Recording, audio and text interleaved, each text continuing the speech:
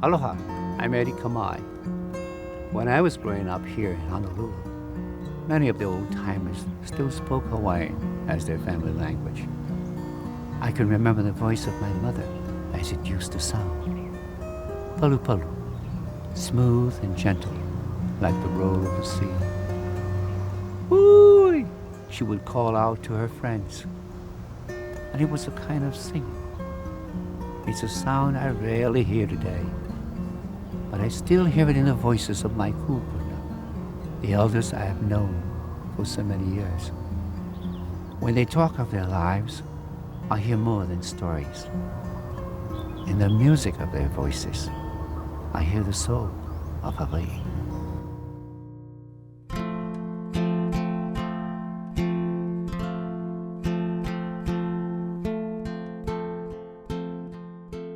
Aloha! Well, we are here for the third video recording for the making of the Eddie Kamae Songbook. Today is Monday, December the 30th. It is 9:30 a.m., about that time of day, and we are here with the Eddie Kamae archivist, Myrna Kamae, and our archivists from the ʻUluʻulu Center. I was going to say the whole thing, but I'll let you guys say it. Okay, are you ready?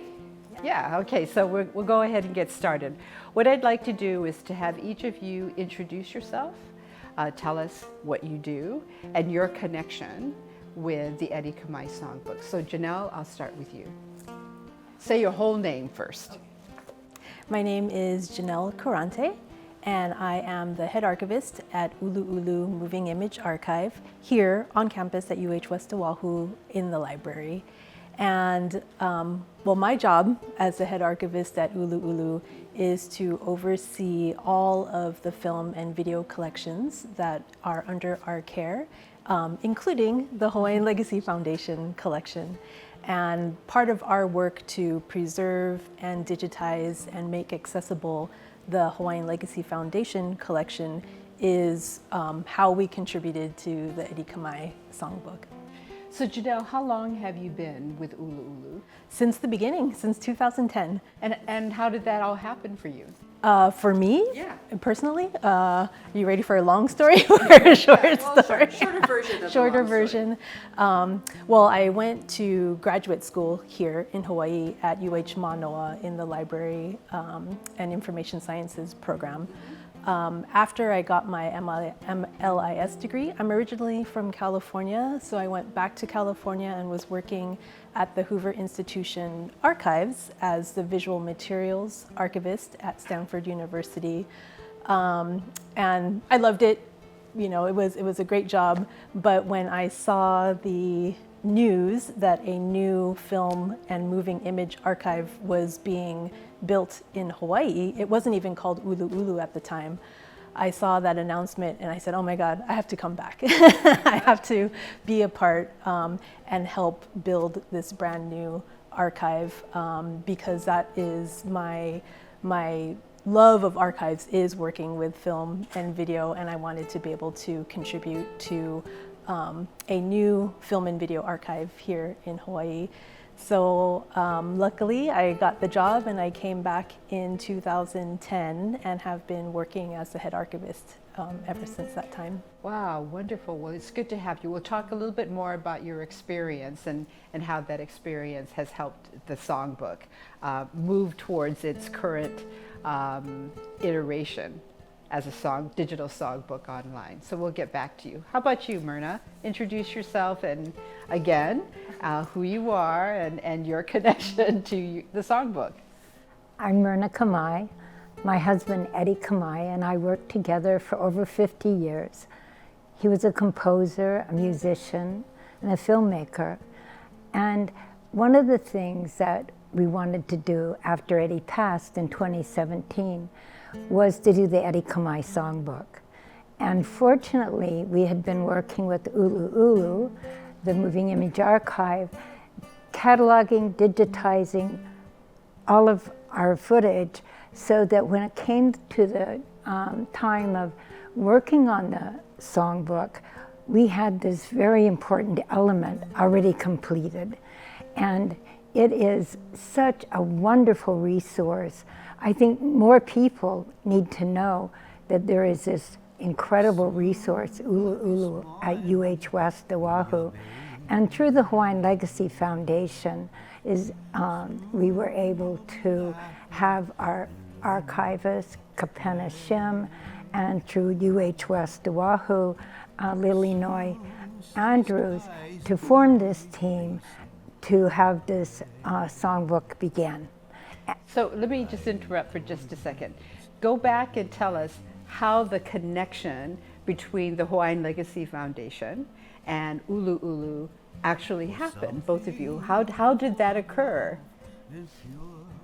Well, that's a very good question. Heather Juni, who was really the force behind getting a moving image archive, had wanted to have the Eddie Kamae collection at UH West Oahu for a long time, to be part of the moving image archive. And so when that happened, it was a way to have our work preserved. And we had looked everywhere. We had gone everywhere in Hawaii. We had gone to repositories on the mainland. There just wasn't any place to put our work. And so here we are. This person had worked to help have this incredible archive for all of us in Hawaii. Right, so what were the elements, what were the factors of the ʻUluʻulu archive that you feel really was the home for the Eddie and Myrna Kamae moving video library? Well, I first wanted to say, Myrna, I think the first time I ever met you was when you came to ʻUluʻulu as part of a group tour. There was a group of records managers and archivists. I don't know if you remember this, but when we gave the tour of ʻUluʻulu, which included our space, introducing our staff, who are processors and catalogers and digitizers, showing our vault where we store all of the original film and video reels. I remember you had a gleam in your eye. I could see the wheels turning that maybe this would be a good place for your collection. And so part of the process with Hawaiian Legacy Foundation, as well as with all new donors who are interested in donating their collections to ʻUluʻulu, is talking with me, talking with Heather Juni, as a way to learn more from our side, a little bit more about the collection, if it fits ʻUluʻulu's collection scope, which is to collect film and video related to the history and culture of Hawaii. And then it also gives an opportunity for the potential collection donor to learn more about the work that ʻUluʻulu does, to make sure that it's what you want, that it's your wish to have the collection preserved, digitized, and made accessible the way that ʻUluʻulu does. Well, what kind of questions come up for the holder, for the owner of all this material? What were some of the questions that came up that were integral to you making the decision that ʻUluʻulu was the home for these precious video and moving pictures? Well, first of all, we needed to be sure that the facility was safe and that it had state-of-the-art equipment.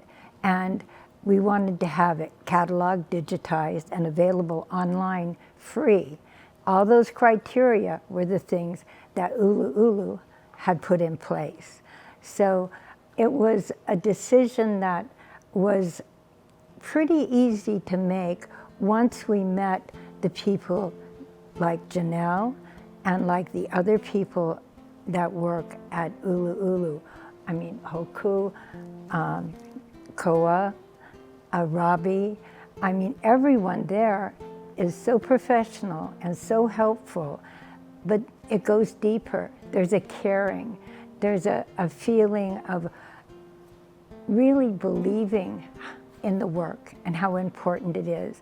And then they have the big job of keeping the collection and making sure it's preserved and protected, and they get a lot of requests for use of it. They are so kind to come back to us and ask us permission, ask us if this fits with what we had intended. So there's some agreement that's being made regarding the use. How does that come about? So every collection is documented with a donor agreement, basically, and that describes the responsibility that ʻUluʻulu has as caretakers of the collection, as well as the rights that the collection owners or the copyright owners have over their material.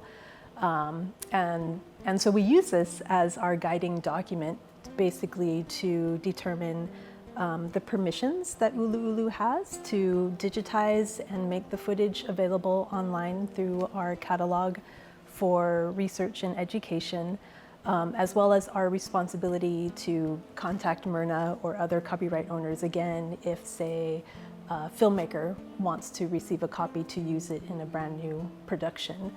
Well, we'll talk a little bit about usage and how people actually get to the ʻUluʻulu site to access these different videos. But let's talk about how things are actually digitized, right? The really meat and potatoes work, or the tofu of the work to get it into the system. So Hoku, would you introduce yourself, your whole name, and what you do, and your connection to the Songbook? Right. My name is Hoku Ka'aha'aina. I'm the assistant archivist for processing at ʻUluʻulu Moving Image Archive with Janelle. And my job is to keep things physically organized. So when collections come in, I'm the person who looks at it, puts it in order if it hasn't come in order, and then puts it in our vault for safekeeping.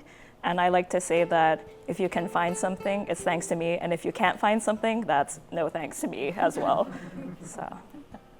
Okay, and what have you been working on with the Eddie Kamae footage?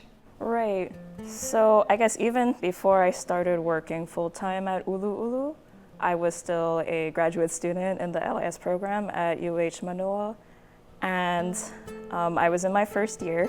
I had just finished one semester, and I heard from one of my classmates that she was going to be leaving her part-time position working on a certain grant project, and she asked me if I was interested, since I'm kind of interested in Hawaiian things. And I said, oh, of course, because at that time I had I went to college on the continent, and I was living abroad, and I had just come home, and I'm a keiki kaiapuni, so I went to Hawaiian Immersion School for elementary school, but hadn't really interacted with Hawaiian culture as much for a long time. So when I heard about that opportunity, I of course wanted to apply for this part-time position. So that's how I started. That's how you started? And then talk a little bit about the work you do with the Songbook. The Songbook. Well, with that project, in that pilot project, the first documentary that was worked on was Listen to the Forest. So I helped to do the descriptions for Listen to the Forest. So any songs that came from that documentary that made it into the Songbook, maybe I helped lead the way into that. Good, so you have access, right, as sort of the collection, one of the collection managers, you have sort of access to those different video clips and whatnot, and helping to connect. So did you work a lot with the next person who's going to introduce himself, Kapena, and Lilinoy and Myrna? Was there a direct relationship with the archivist? Why don't you introduce yourself, Kapena, and so we can find out a little bit more about your relationship to the work that Hoku does. I'm Kapena Shim. I am the archivist for the Hawaiian Legacy Foundation and the project director for the Songbook, the Eddie Kamae Songbook. And your work with the ʻUluʻulu archive, talk a little bit about that. And the collection managers, the people who are digitizing the materials.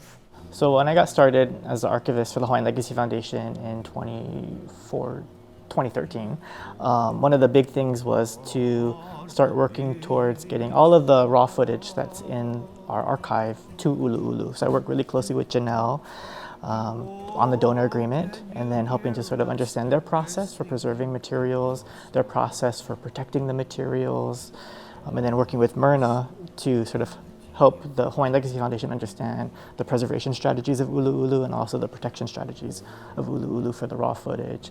And then we conceptualized a plan to pilot the digitization with Listen to the Forest, and Hoku was the project assistant on that project. And then we decided to, once that pilot was successful, we decided to take the remaining 9 documentaries and digitize them in 3 themes. So let's step back just a little bit. Can you talk about that process, that initial process?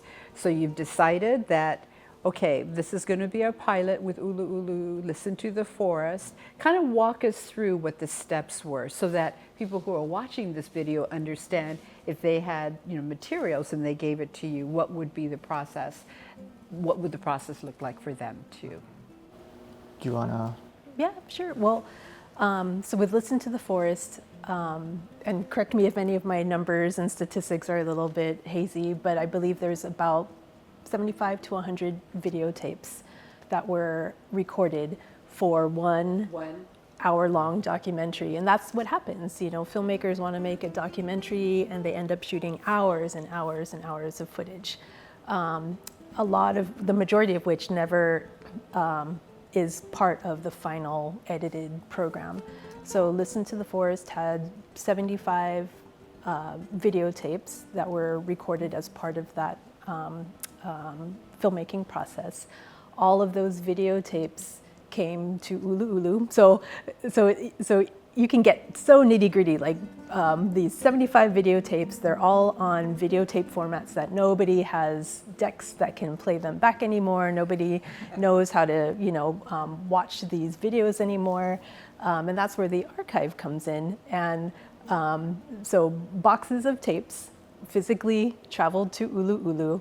Our processors, like Hoku, when those boxes arrive, we go through it, we count everything, we take notes, we do surveys, we figure out what the physical condition, if there's anything that we need to be really concerned about, like bugs or mold or excessive dirt. So Hoku, did you and Janelle take a look at these 7,500 tapes? It was before my time, but I did get to see the tapes afterwards, and I do want to say that thanks to your meticulous work, it's like the way that the HLF collection came to ʻUluʻulu is the ideal way that I would like a collection to come. It's mostly clean. It was clean. They were numbered per documentary. Each documentary was clearly labeled. The people in each tape were clearly labeled. There was location information, date information. That's all what I hope to receive. It was all printed out, no bad handwriting. I could read it all. So that's actually a really good lesson, right? That in preserving your tapes, the back end work is that as an archivist, as a filmmaker, you were sure that each one of those cartridges were well labeled with all the information, which some people don't do, right? So which means what? You have to look through it. But you didn't have to do this in the case of, between Kapena and what we had done in the field, and when we do editing, they have to be identified well. So between how he cataloged and what we had. So you prepared the tapes before it came over? No, they're already well labeled before I even came on board. It was Myrna and her little team before me that got that all done. Thank you for saying that. Oh, good. So the filmmaker did a really good job of maintaining all the records. So as the archivist, that was easy for you to kind of look over, and then as the receiver to digitize all those tapes, it was good to have. That's really good to know that all those things are necessary. Okay, sorry, I just wanted to make sure we got that technical piece in there. So go ahead. What happens after that? So, with the Listen to the Forest pilot project, what we knew we wanted to achieve was to take all of these analog videotapes, digitize them, because again, like I said before, one of the main challenges with archival videotapes and films is that people don't have the equipment to play them back anymore. And so really the only way that people can view the footage is if it's been digitized, and if it's put online, even more so.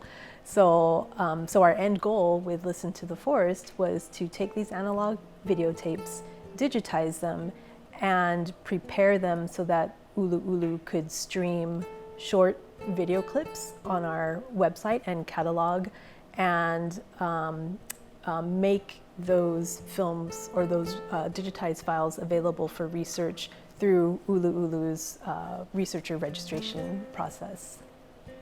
So we do have the entire Listen to the Forest digitized, but we also have, how were those clips selected? Is there a conversation that you all had? What? Yeah, well, I'll start. So after the footage is digitized, other members of ʻUluʻulu's team are not here who actually do this work. So Koa Luke is our cataloger, and Robbie Omura is our media specialist. And Robbie's responsibility is is not only to digitize the tapes. So for Listen to the Forest, we worked with an outside digitization lab because there were so many of them, and we knew to do it quickly and efficiently, we needed to work with a lab that had multiple engineers and multiple decks and equipment. But what Robbie, our media specialist, does with those files is he prepares them to be backed up for the long term on our preservation server, as well as transcode all of those files into the different file types that are needed for streaming and for editing.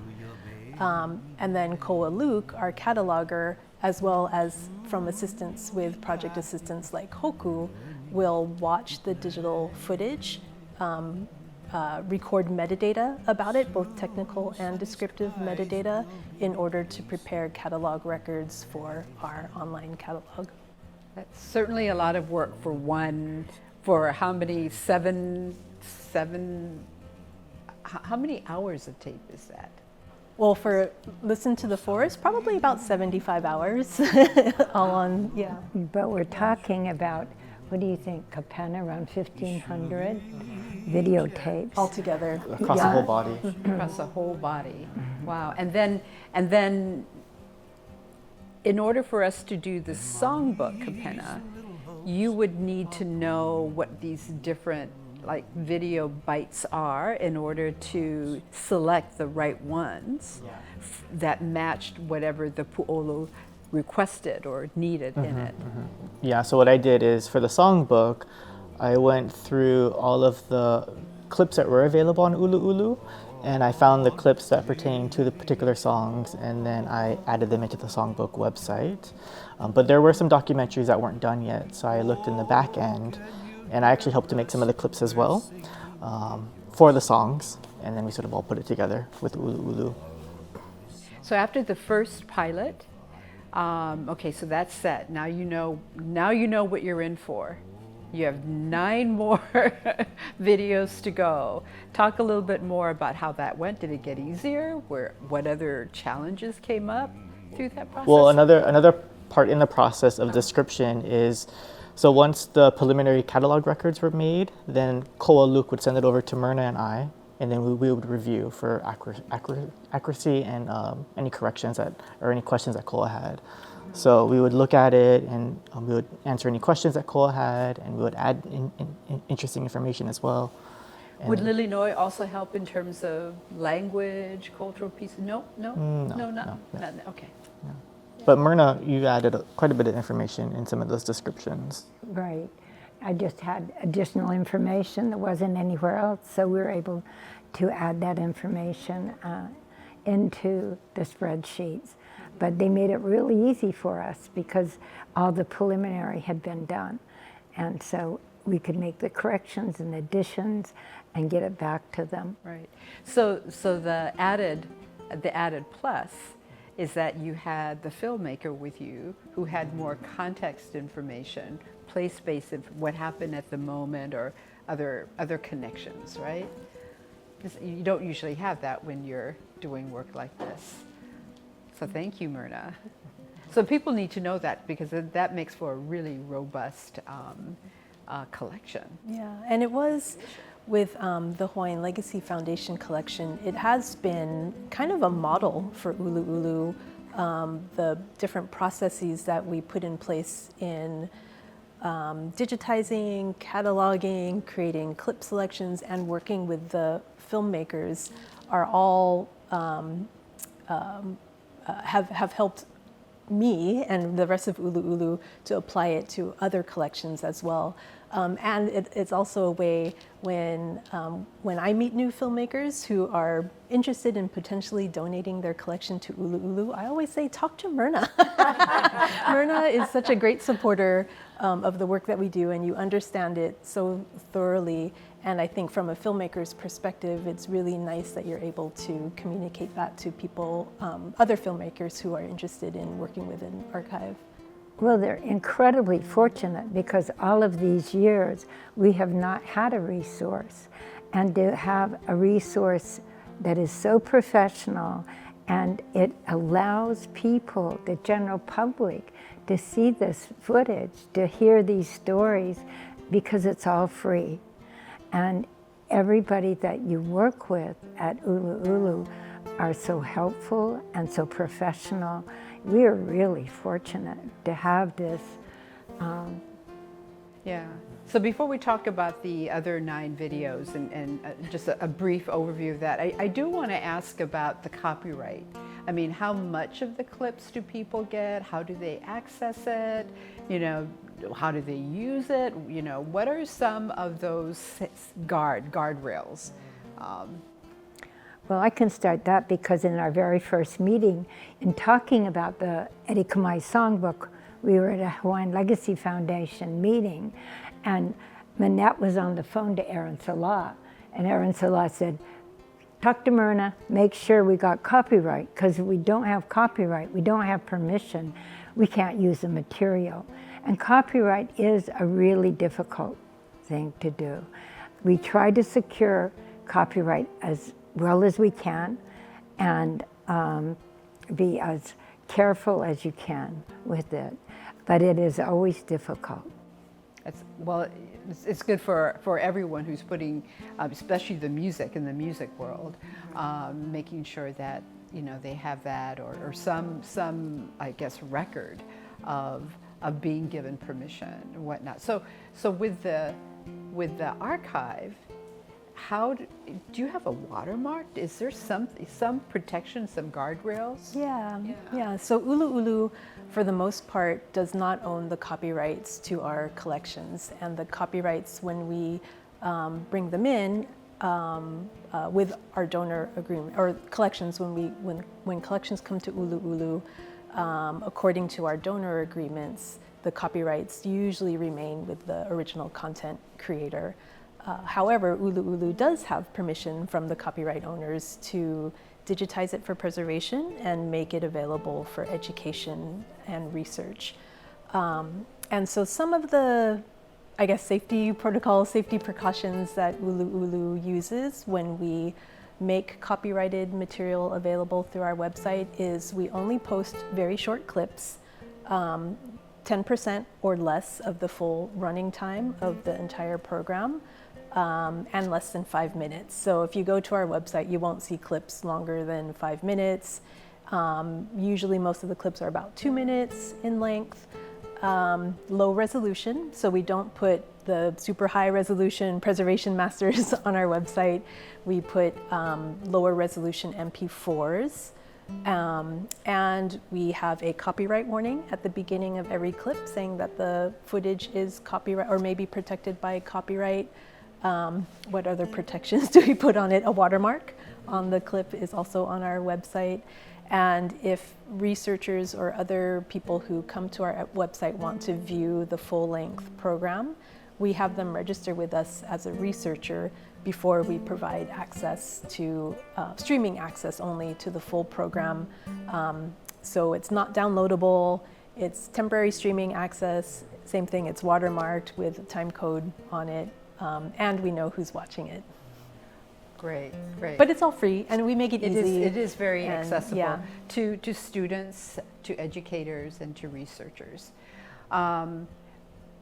What about filmmakers, people who want more? How does that, professional people, for-profit kinds of efforts, where does ʻUluʻulu help to protect the donor, You go ahead. Because I know this is a big thing for Myrna. It's not easy. Yeah, well, in general, when filmmakers request to either receive a copy of footage from ʻUluʻulu or to use that footage in a brand new production, we get them in contact with the copyright owner in order to get that permission. So ʻUluʻulu, we cannot give those permissions, and we act as the middle person. So another ʻUluʻulu staff member who's not here today is Tisha Aragaki, who is our reference and outreach archivist, and she's the one who is the main person who talks with researchers, with the public, with filmmakers who are accessing and want permissions for use for our collection. So Myrna and Kapena, have you had that experience with ʻUluʻulu? Yeah? We have, yeah. Kapena is, Kapena and I are working on a process. Go ahead and tell them a little So we're more working about on an agreement that will provide those requesters to get more information about how they want to use the footage. And we want to make sure that the use of that footage is in alignment with the Hawaiian Legacy Foundation. So we want to make sure that the footage is being used to further the mission of the Hawaiian Legacy Foundation, that is also in aligned with how Eddie and Myrna would use that footage, and that they also have the same sort of protections in place that Eddie and Myrna had when they worked with all of the people that they interviewed and all the places that they interviewed, or I mean, the places that they viewed. And there is the idea that we have permission for these people, from these people, to use it for our projects. So we'll have to come to terms with what happens if it's used for other projects. Right. And it has to be in aligned with what those people would intend. Right. So it's a little bit of a journey to Yeah. figure that out. Yeah, I can see that. So if I could go back to the question I asked a little while ago. So you've done with you've done with the pilot, and now you have 9 more facing you. Are you almost done with all 9? We're all finished. You're done with all 9. Okay. So if you could say a little bit about any surprises, did you get better at it? Did you learn something new in that process? Well, I want to kind of pass it over to Hoku to talk a little bit about, because the main thing with the 9 additional documentaries is that we were talking about 1,500 or so videotapes that all physically came to ʻUluʻulu that we needed to just gain control over. We had the really great inventories that Kapena and Myrna provided, and so we knew what we were getting, at least in an inventory form, but until the videotapes physically came to ʻUluʻulu, we still... What did you do with it, Hoku? What did I do with it? Was it me? Well, just in general, what happens? What happens? What happens when a collection comes in? And it was not only the 1,500 Betacam SP, we had 1,500 backup tapes because we wanted it all protected. And when we had our own archive, in one building we had the dubs, and in the other building we had the masters. You can imagine I didn't have much room in my house. So the masters is what we have. We have both now. You have both now. Yeah. Okay. So what happens when you get all of these records? The process of processing. Yeah, once again, I'm like, did I do the processing? I'm not sure, but I'll speak for all the processors in general. But yeah, when a collection comes in and we look at it and we put it in order, physical order, then it's nice that it's in order, but it's more important that we know where everything is and that they all have ID numbers. We live in a world where we need ID numbers to make things easy. So you start the long process of looking at the labels, entering the labels into our catalog, assigning it an ID number so that when it does go out to the vendor has all the ID numbers. And they digitize all that stuff. And then do you get the tapes back? The tapes do get back. And where are they? Oh, they are in our vault. They're in the vault. They're in our vault. They have an address in the vault that they keep. And I do want to say, even though you don't really think that much about it, but shipping these tapes out can be a huge process as well. It's on the people shipping it out the first time, and also the coming back from the vendor. You don't want to lose anything. You want to keep things in order if possible. Also, just like the physical weight of the items. I know people brought it in. You have to take it to a postal service, or you have to make your pickup reservation and hope that they come, kind of thing as well. Probably something that Myrna doesn't want to know. That's why we take care of all of that, so you don't have to worry. That's your responsibility. Well, we've learned a lot today about this process of marrying the Eddie and Myrna Kamae archive and all the different, all the many tapes of moving pictures, and its marriage to ʻUluʻulu and the work that you do here to preserve it, but also to make it available, accessible globally to educators and students and researchers.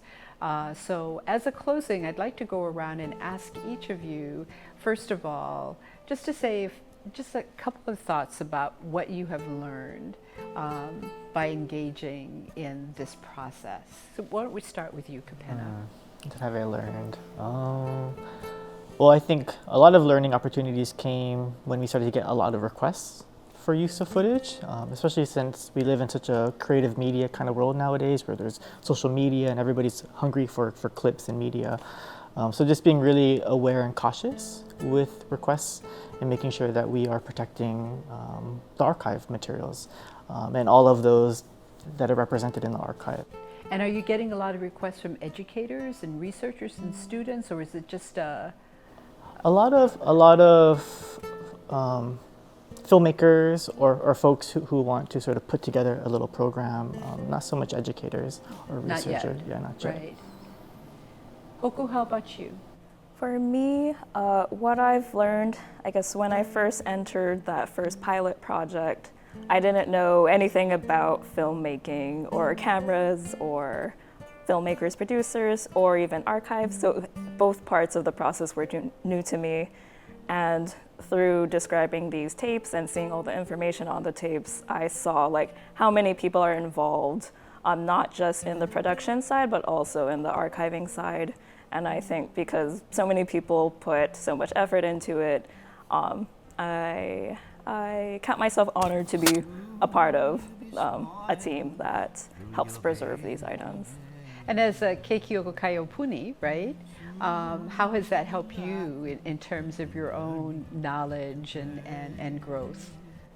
Right. I mean, I enjoy listening to the songs of the songbooks. There's I have like a small repertoire that I've gained, and also because these kupuna, these people are gone already, I do enjoy hearing what they have to say and bringing that into the future. That's perfect. Yeah, I mean, that's ho'omau. That's exactly what Myrna and Eddie wanted, was for the next generations to really hear the stories and learn about so much that we have lost over the years because it's not been orally transferred. How about you, Myrna? For me, it was really important that in this songbook we had the songs, that the songs were going to be video and audio to make them come alive. And this is where ʻUluʻulu was essential in working with us, because Kapena, who knows where everything is, could go to ʻUluʻulu, who knows where everything is. And between the two of them, they would come up with exactly what we needed. And so in these 34 songs, we've got audio and video for every song. And that's what makes it come alive. Then we've got all the materials that go around it. You know, we've got the music scores, we've got the stories, but it was having access to this really wonderful, state-of-the-art work that we could go to. And anyone can go to this place and find more of Eddie's songs, more of our work, and it's all free. It's such a resource for teachers and students, and we're so fortunate. So Myrna, that's what makes the Myrna and Eddie Kamae Songbook so unique, is that the information is not just sort of the didactic written word, right? You can, the only thing you can't do is taste and smell it. Well, I guess you could if you know, were eating something that was being presented in the song and whatnot, but all sensory. But it does actually provide people with the opportunity to hear Mary Kavenapuku'i's words, right? To hear her voice, to see the handwriting of Eddie Kamae, to listen to Sam Li'a actually sing, right? So having ʻUluʻulu as that repository, that resource, has been extra special, has made this songbook just so very unique. How about you, Janelle? Lessons learned? Well, I think the biggest lesson for me is that the songbook is such a great example of engaging with the archive and in promoting engagement of filmmakers and collection donors with their own archival collection. I think a lot of times archives get a bad rap that it's, you know, I hate to say it's because it's such a stereotype, but the last scene in Raiders of the Lost Ark where it's a warehouse full of nondescript boxes and you're never going to find anything. And so every time that that I can be a part of a project like the Songbook that really utilizes archival footage in a way that is brand new. It's a way of engaging new audiences in finding archival footage and learning something new from it. So it's no longer just the raw footage that was recorded in the 1980s for a documentary, but now it's this brand new online resource that so heavily relies on archival footage, but is reaching brand new people in a brand new way. And that's what we do at the university, right? Is to make sure that all of this historical mo'olelo ideas, thoughts, are all shared to a next generation of community members, leaders, educators, and teachers. So I just want to thank all of you this morning for spending some time with the making of the Kamae Songbook. Mahalo for your time, and mahalo for everything that you're doing for the Eddie and Myrna Kamae Songbook and archive. So mahalo.